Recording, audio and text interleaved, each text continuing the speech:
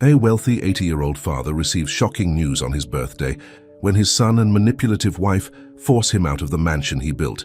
But when he starts living above a mechanic shop, he uncovers a dark plan that will destroy his legacy forever.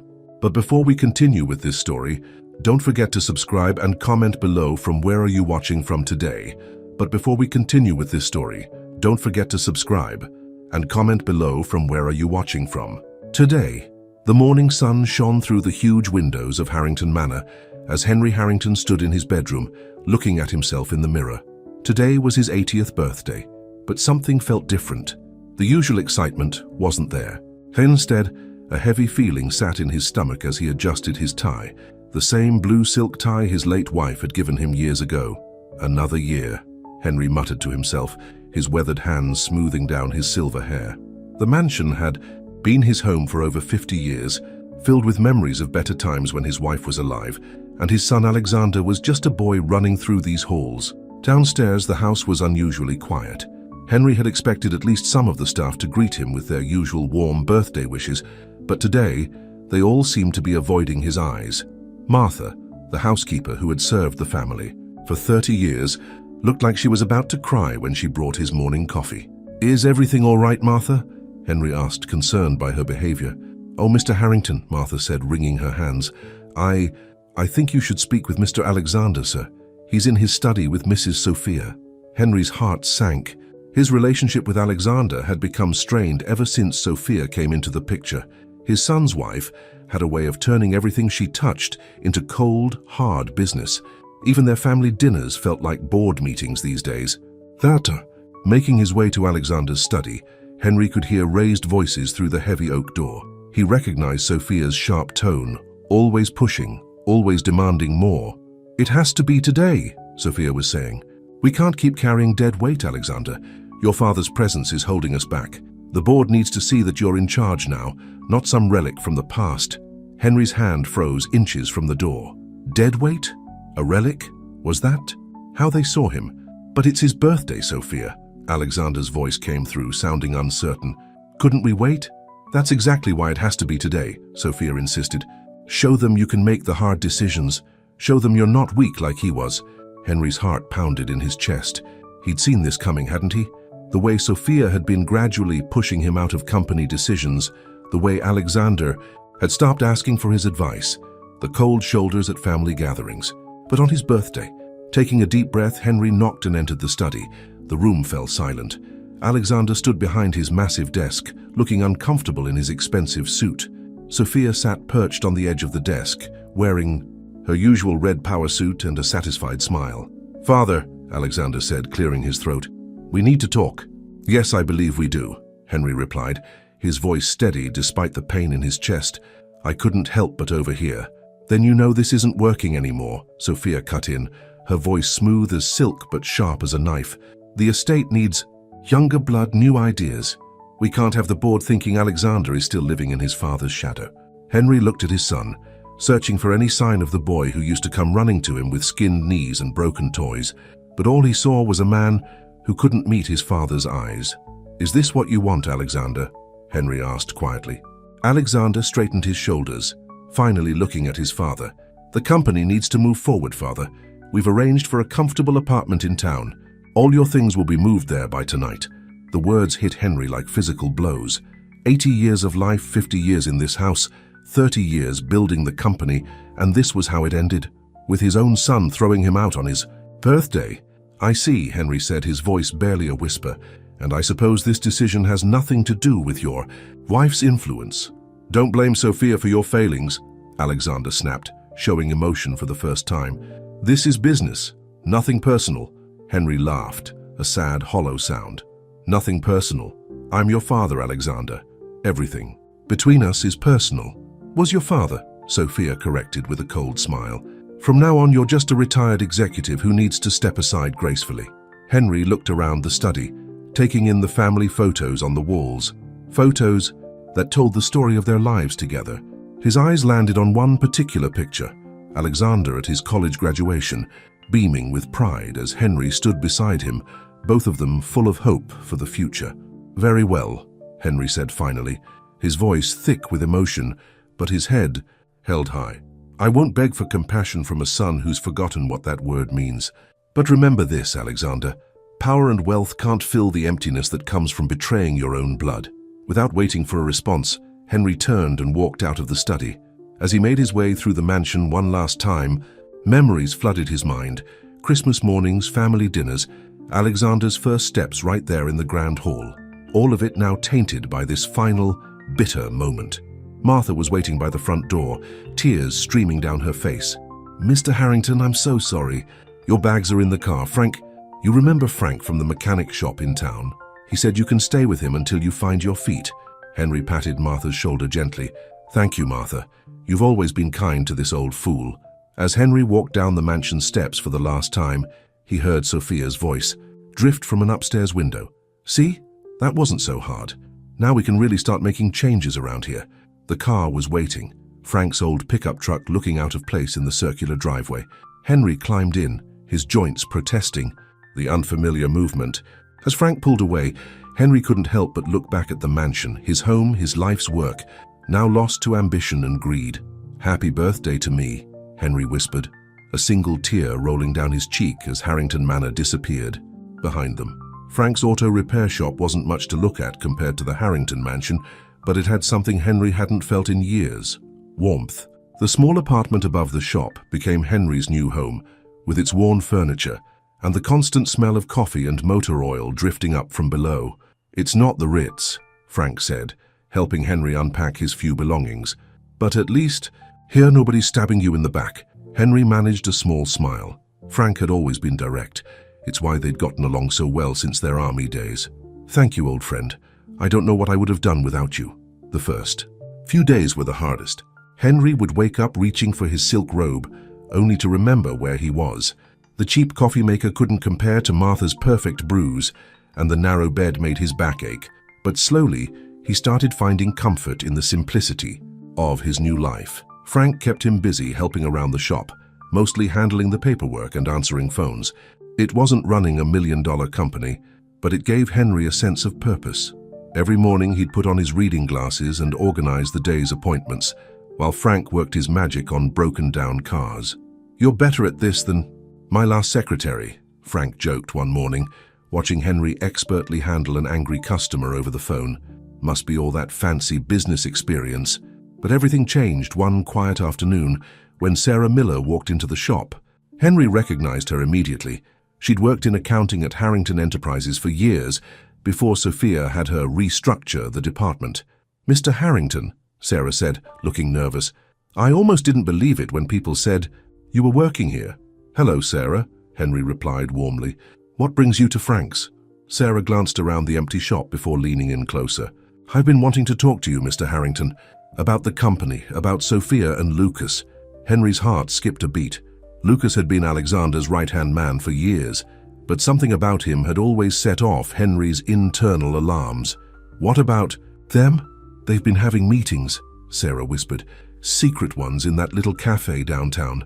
I work there part-time now, and I've seen things, heard things. They're planning something big, Mr. Harrington, and it's not good." Frank, who had been pretending to work on a nearby car, rolled himself out from under it. "What kind of things?"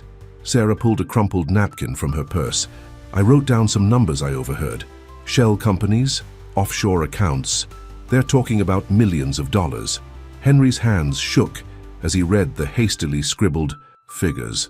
After 50 years in business, he knew what these numbers meant. Someone was cooking the books and cooking them big time. "Does Alexander know about this?"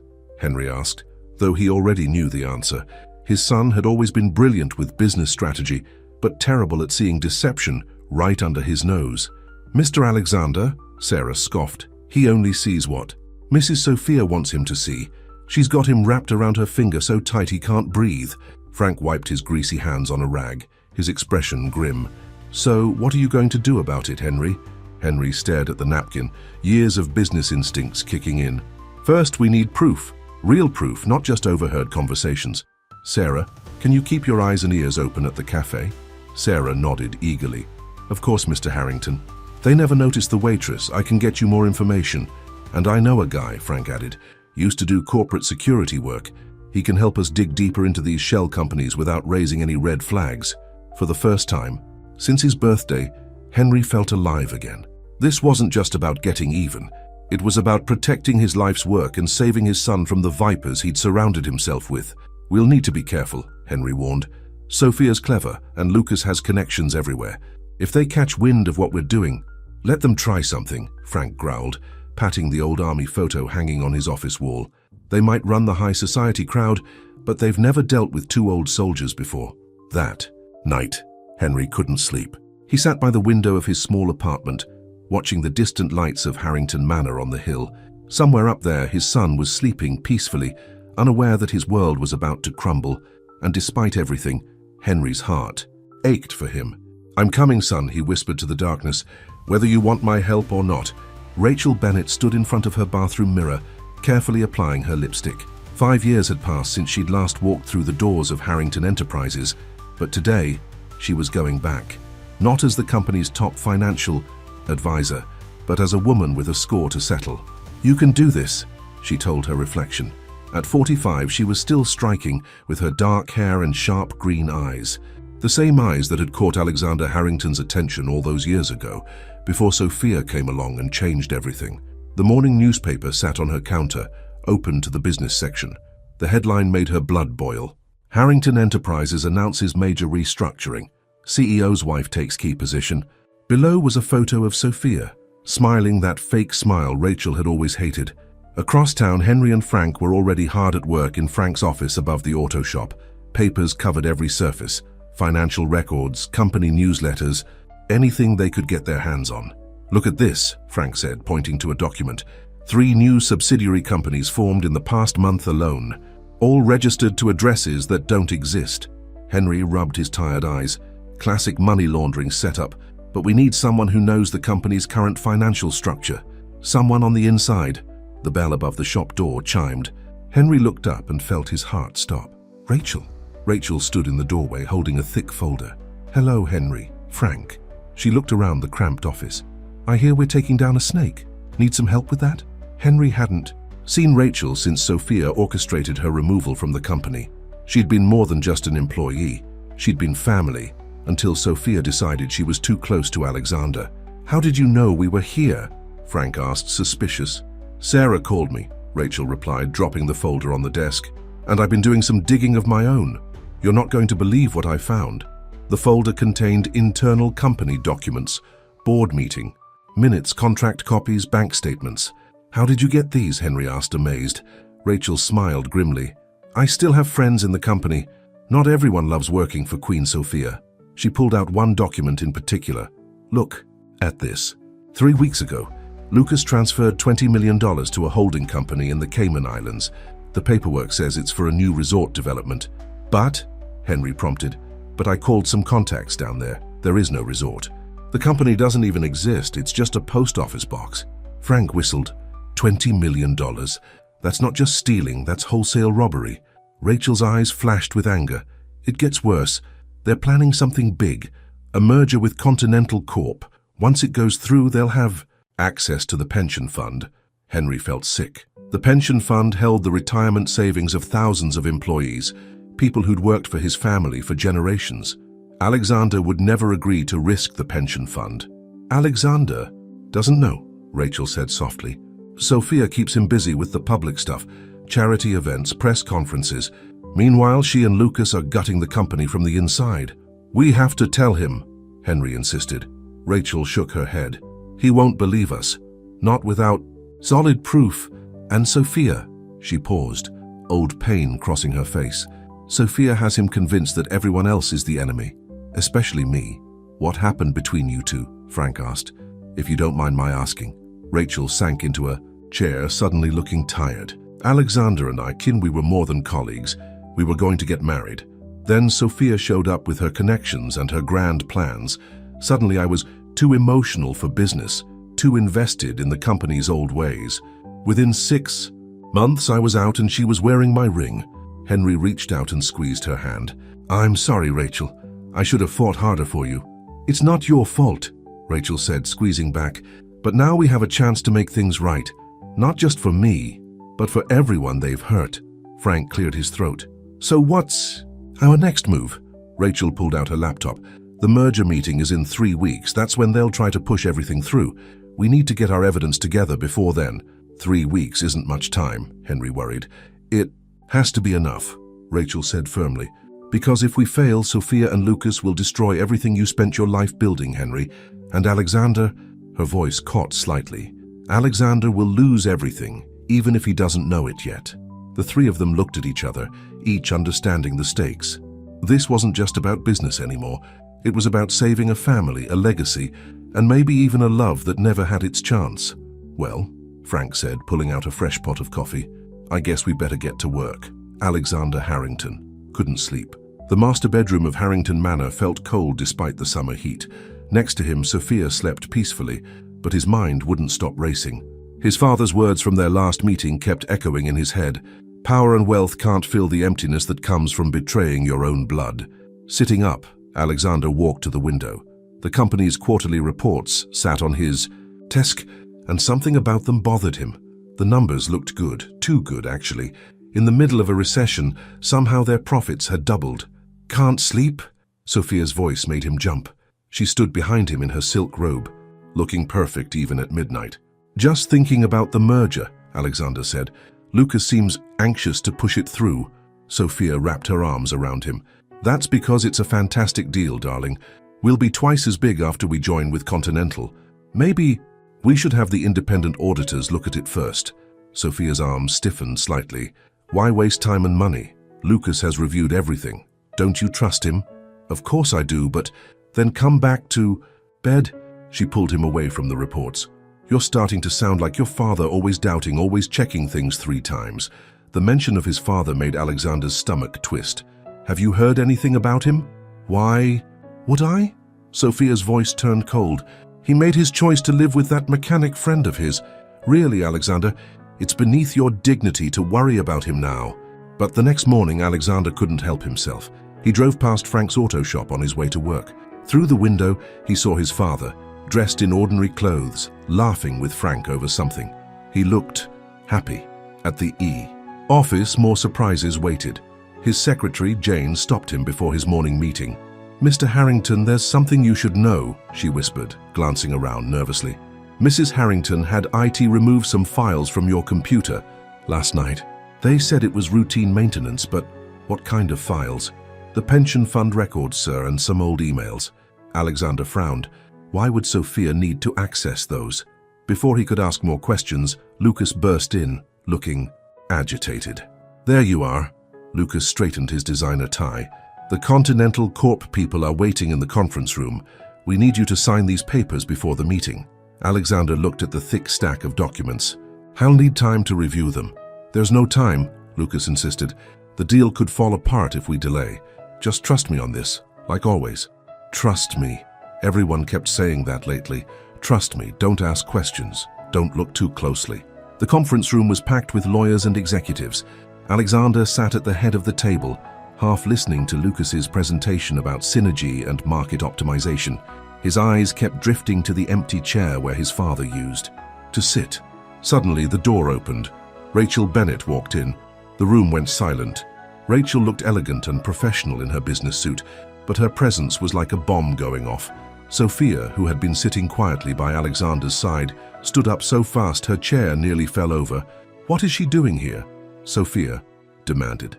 Rachel smiled coolly. I represent some of your shareholders. They have concerns about the merger. Alexander couldn't breathe. Rachel. After all these years, she still had that effect on him. Memories flooded back, late nights working on projects together, her laugh, the way she always knew what he was thinking. This meeting is private. Lucas snapped. Security! Go ahead, Rachel said calmly. Call security.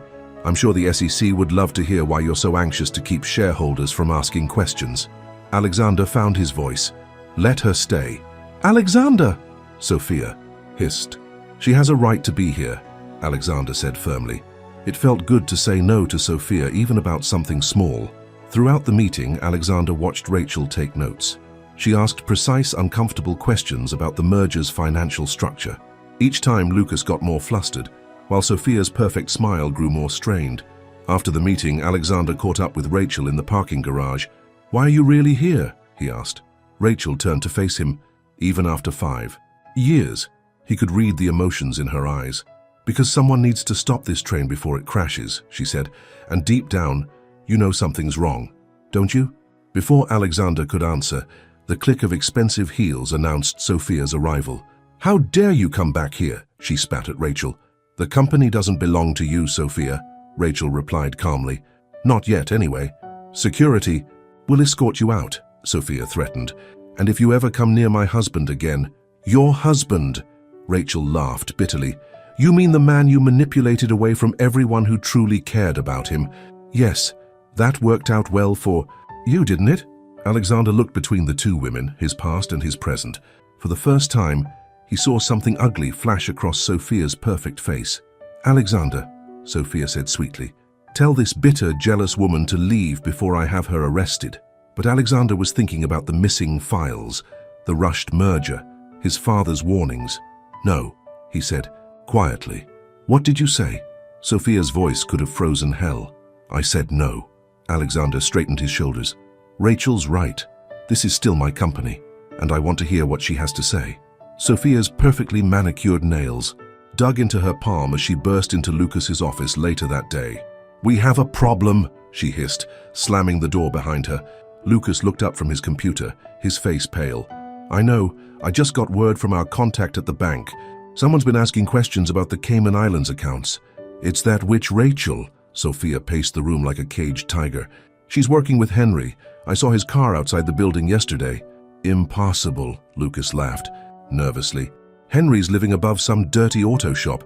He doesn't have the resources to—" "Don't underestimate him," Sophia snapped.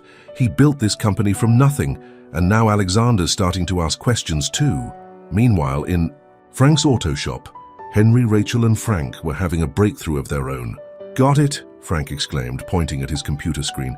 "My security contact came through. Look at these emails between Lucas and Continental Corp." Rachel leaned in, her eyes widening. "These are dated 6 months ago. They were planning this merger before Alexander even knew about it." Henry read the emails carefully. "They're not merging with us.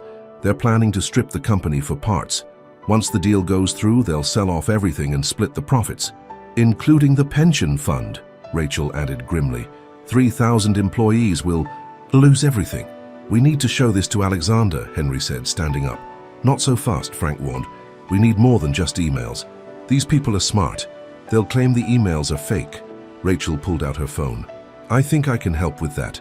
Remember Jane, Alexander's secretary? She kept copies of everything Sophia had deleted from his computer, including—" she held up a flash drive. "The original merger documents, the real ones, not the fake version they want Alexander to sign." Henry felt a surge of hope. This could be enough to stop them. Back at Harrington Manor, Alexander sat in his father's old study, now his own, looking at family photos. One in particular caught his eye, his college graduation, standing proud, next to his father. When had things gone so wrong? His phone buzzed, a text from Rachel. "Meet me at Carlton's coffee shop. Important." Alexander hesitated. Sophia would be furious if she knew he was meeting Rachel, but he couldn't ignore the nagging feeling that everything was falling apart. At the coffee shop, Rachel was already waiting. She wasn't alone. His father sat across from her. "Dad?" Alexander's voice cracked slightly. "Sit down, son," Henry said gently. "There's something you need to see." For the next hour, they showed him everything.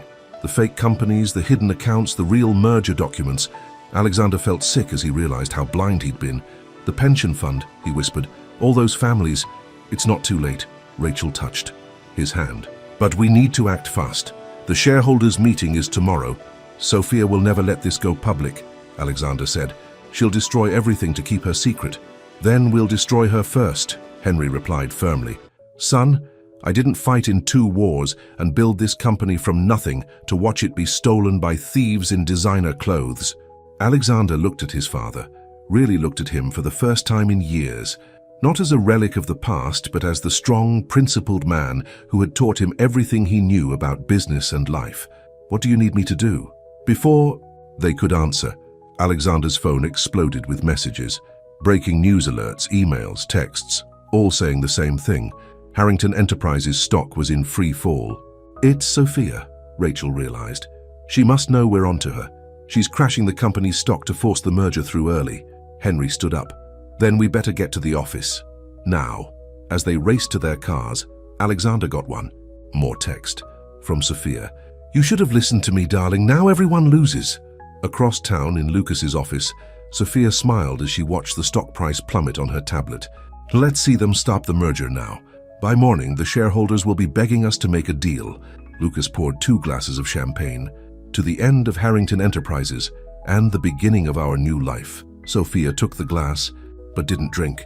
There's just one loose end to tie up. What's that? Her smile turned cruel. We need to make sure Henry and his little team don't make it to tomorrow's meeting, and I know just how to stop them. The roads were wet from an unexpected storm as Henry, Alexander, and Rachel raced toward Harrington Enterprises. Lightning flashed across the sky, illuminating the company's tower in the distance. Something's wrong, Rachel said, checking her phone again. All my access codes to the building have been revoked. Sophia's locking us out. Alexander gripped the steering wheel tighter. We'll use my codes. She can't lock out the CEO. Don't be so sure, Henry warned from the backseat. She's had months to prepare for this. Suddenly, their car's engines sputtered and died. Alexander guided it to the side of the road as smoke poured from under the hood. This is no accident, Henry said, opening the hood. Someone tampered with the engine. Look, these wires have been cut. Rachel's phone rang. It was Frank. Thank God you answered. 2 men just broke into the shop. They were looking for the documents, but I had them hidden. I'm okay, but you need to be careful. These people mean business. Alexander felt sick. What have I gotten us into? No, Henry's voice was firm. What has Sophia gotten us into? This is who she really is, son. A sleek black car pulled up behind them. Lucas stepped out, along with 2 men in dark suits. Get in, Lucas called out. Sophia wants to talk. Like hell. Rachel started to dial 911, but Lucas held up his hand. I wouldn't do that. You see, right now the police are investigating a break-in at Frank's shop. They found some very interesting offshore banking documents. It would be a shame if Frank had to take the fall for financial fraud. Henry stepped forward. You won't get away with this. We already have, Lucas smiled. Now get in the car, or Frank goes to jail tonight. They had no choice. The men escorted them into the car, taking their phones. As they drove through the stormy night, Alexander realized they weren't heading to the office. They were going to the manor. Harrington Manor looked different at night, more like a fortress than a home. Sophia was waiting in the grand hall, still wearing her business suit despite the late hour. I really wished it hadn't come to this, she said, watching them being led into Henry's old study. But you all just couldn't mind your own business. The company is my business, Henry shot back. I won't let you destroy it. Sophia laughed. Destroy it? I'm saving it. Alexander was running it into the ground just like you did. The merger is the only way to save anything. By stealing the pension fund? Rachel demanded. By ruining thousands of lives? Business isn't about people, Sophia snapped. It's about survival. Alexander understood that once, before you all made him weak again. Alexander had been quiet, but now he stood up. No, you made me weak. I let you turn me against my own. Father, I let you push away everyone who truly cared about me. I let you nearly destroy everything my family built. Sit down, Lucas ordered, but Alexander ignored him. I've seen the real merger documents, he continued. I know what you're planning. It's over, Sophia. For the first time, Sophia's perfect composure cracked. It's not over until I say it's over. Lucas, show them what happens to people who interfere with our plans. Lucas pulled out a gun. No! Alexander stepped in front of his father and Rachel. This isn't the way. It's the only way now, Sophia said coldly. Once you're gone, the grieving widow will have complete control of the company. The merger will go through, and nobody will ever know the truth. But she'd forgotten something. This was Henry's study, where he'd spent 30 years running the company. He knew every inch of it, including the hidden security button under the desk. As Lucas raised the gun, alarms suddenly blared throughout the manor. Security lights flooded the grounds. What did you do? Sophia screamed over the noise. Henry smiled. I built this house, remember? I knew someday someone might try to take it by force. The police are already on their way. Lucas panicked, waving the gun between them. We need to get out of here. It's too late, Alexander said as police sirens wailed in the distance. It's over, Sophia, really over. Sophia's face contorted with rage. She grabbed the gun from Lucas and aimed it directly at Henry.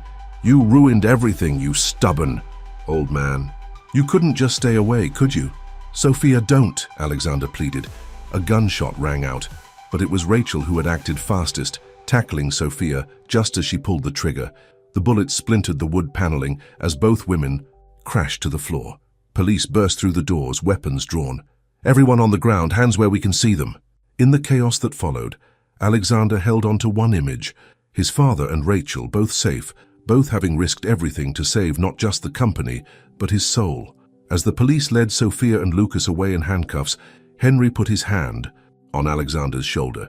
"Let's go save our company, son." Outside, the storm was passing. Dawn wasn't far away, and with it would come the shareholders' meeting that would decide everything. But for the first time in years, Alexander knew exactly where he stood, and he wasn't standing alone. The Harrington Enterprises conference room was packed.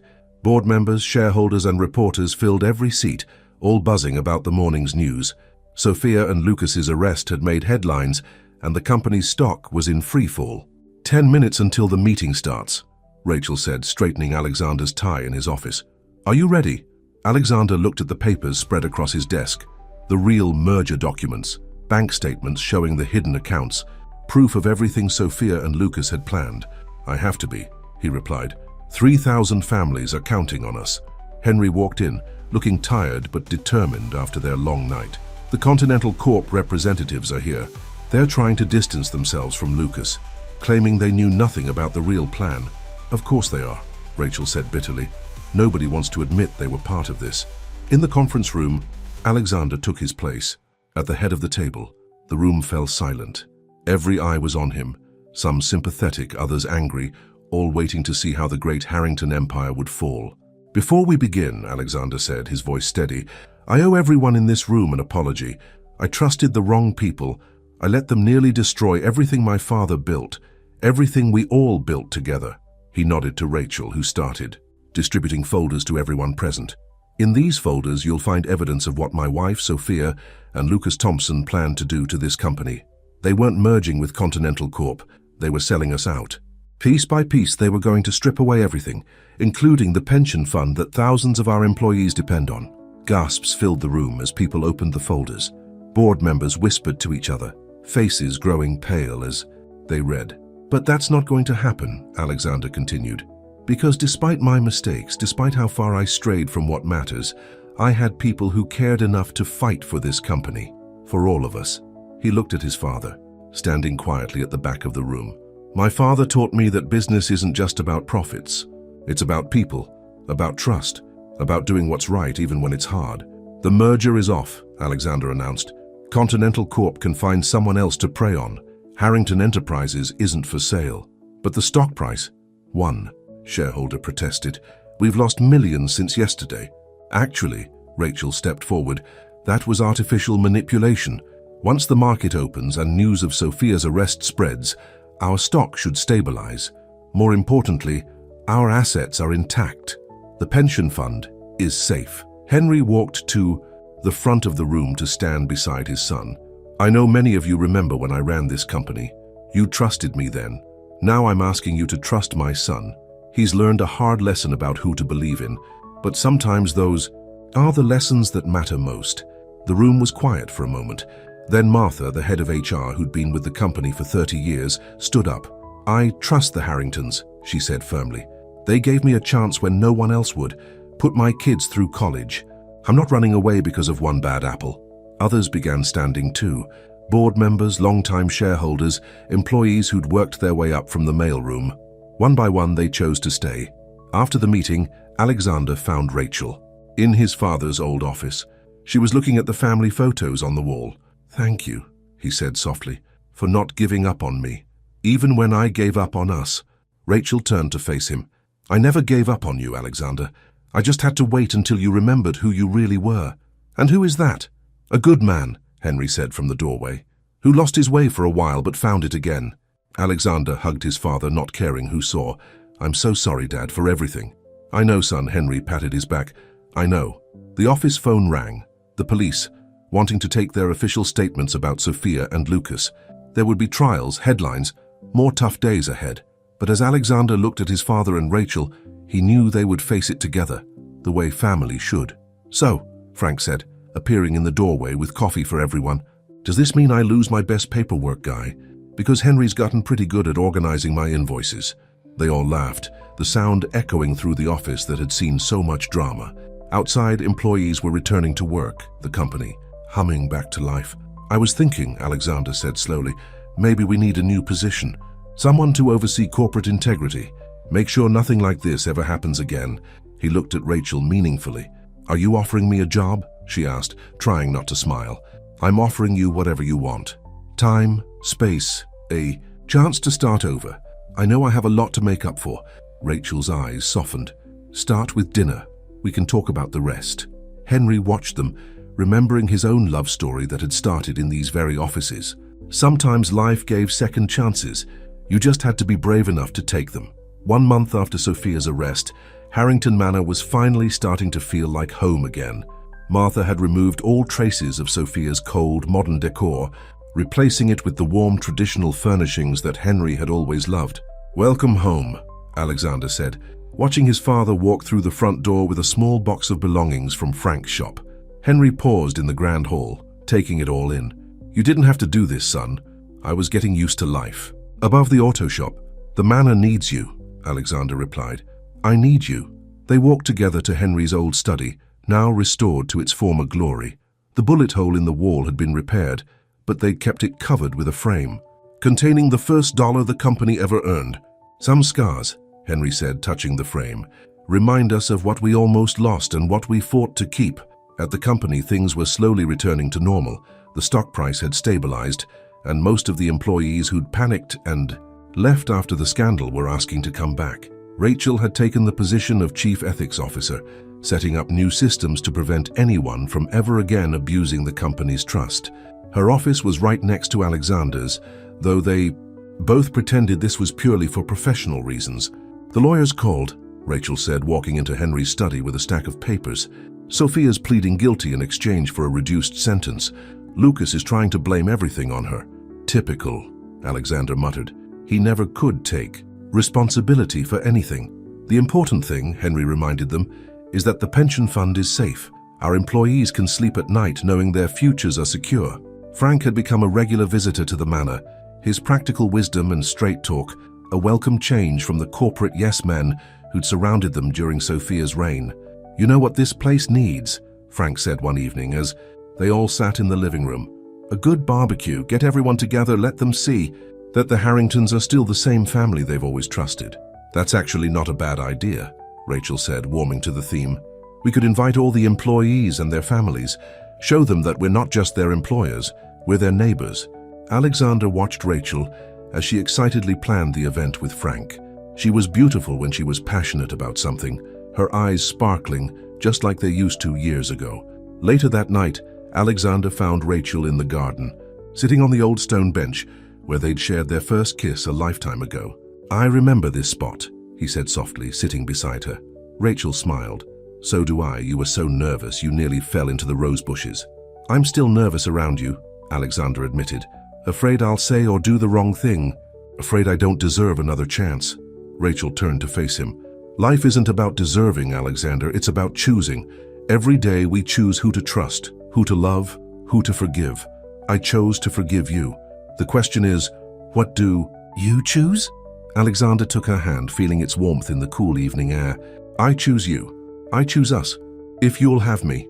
Inside the manor, Henry watched them through the window, smiling. Frank stood beside him, nursing a glass of whiskey. "Young love," Frank chuckled. "Though I guess it's not so young anymore. The best love stories," Henry said wisely, "are the ones that survive the hard times. That's how you know they're real." The next morning brought more changes. Sarah, who'd first warned them about Sophia's plans, accepted a position in the accounting department. Martha was promoted to head of employee relations. Even Frank found himself with a new title, special advisor to the board, though he insisted on keeping his auto shop too. "Can't give up the grease," he explained. "Keeps me honest." As Henry settled back into life at the manor, he found himself remembering all the little things he'd missed. The way sunlight struck the stained glass windows in the morning, the creak of the third step on the grand staircase, the sound of laughter echoing through the halls.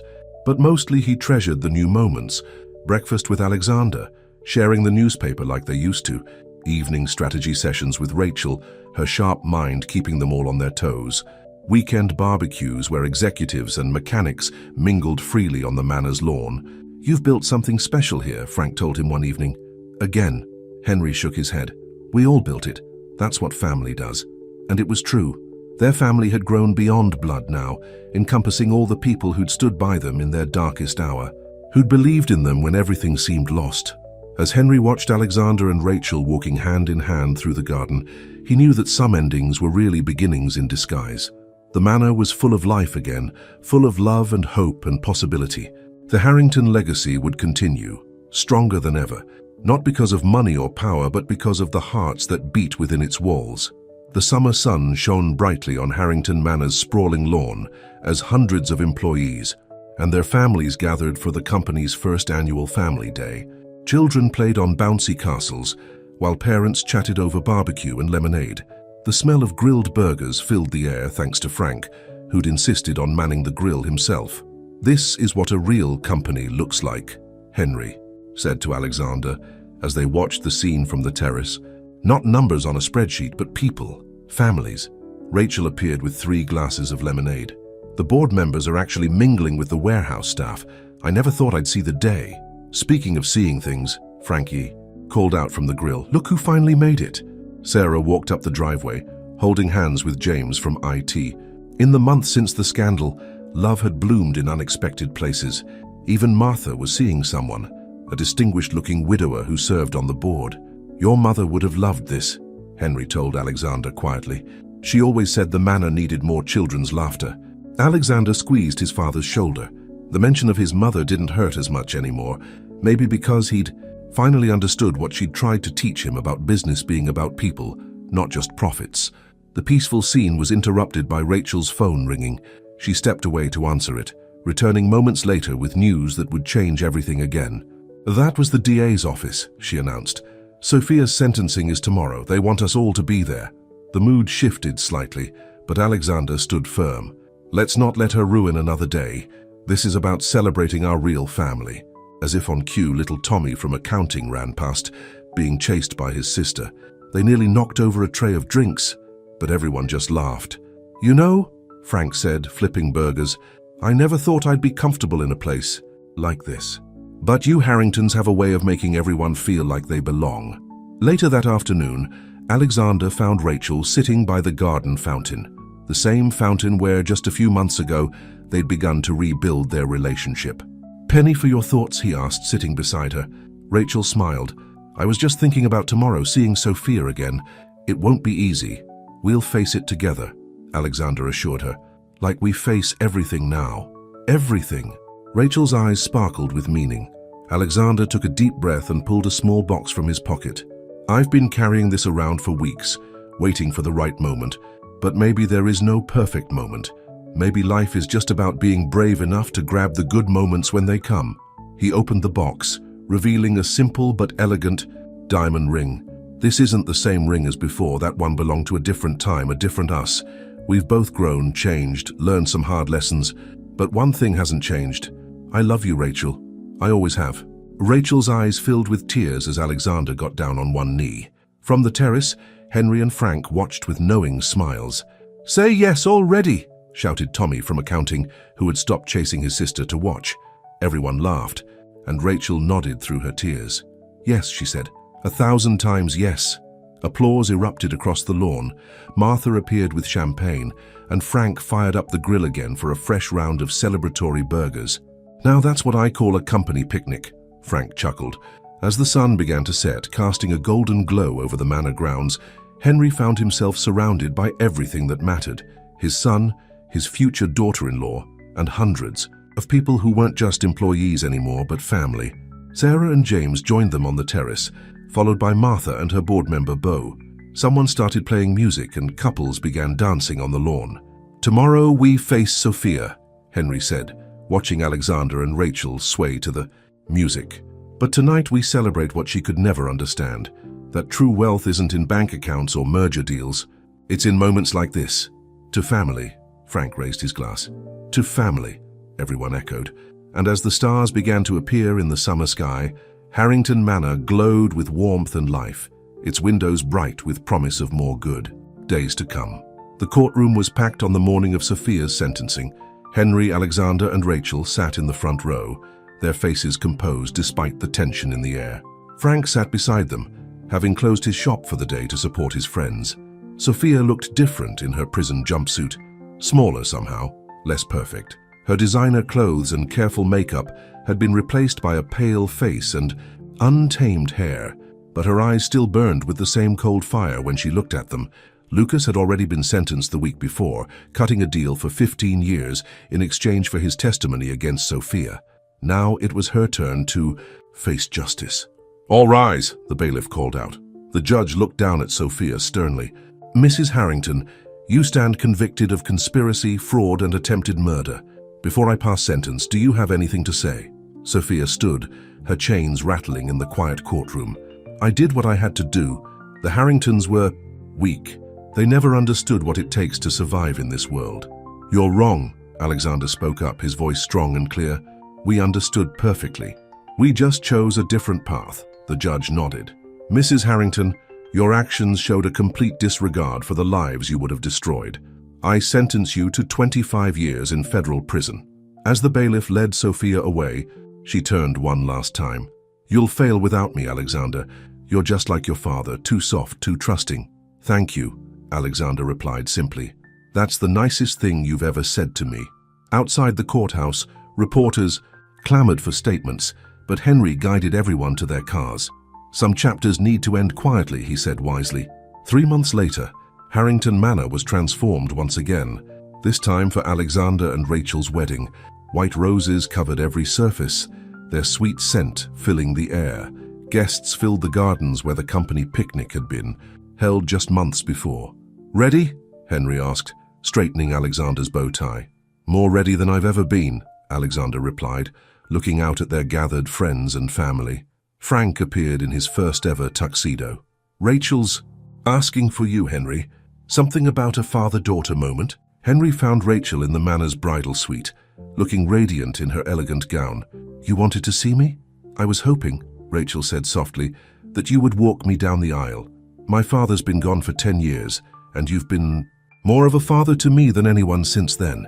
Henry's eyes filled with tears as he offered her his arm. "I would be honored." The ceremony was everything a Harrington wedding should be, elegant but warm, traditional but full of love.